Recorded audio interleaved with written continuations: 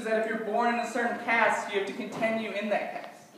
But when Jesus came to this world, when he came into this world, he provided us with the opportunity to have life, to be born again and to have eternal life. So as Christians, we have the right to life. And don't let the world tell you any differently. Secondly, we have the right to liberty.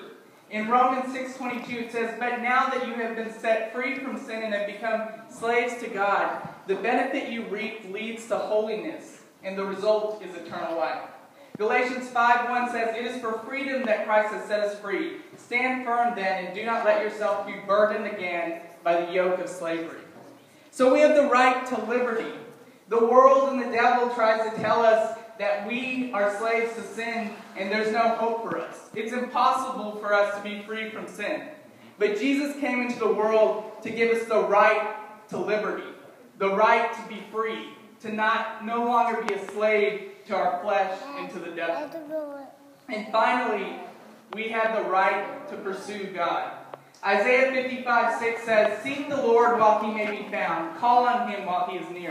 Matthew 6:33 says, "But seek first his kingdom and his righteousness, and all these things will be given to you as well." So I want to encourage you to utilize your rights and utilize the right to pursue God. Because there's nothing that this world can offer you that will have eternal value.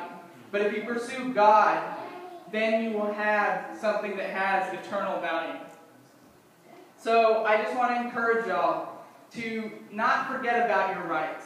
Don't listen to the lies of this world, and hold strong to these rights that God has given you.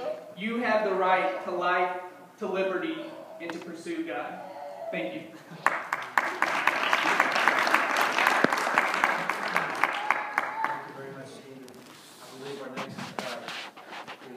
Presentation is not here. Is Justin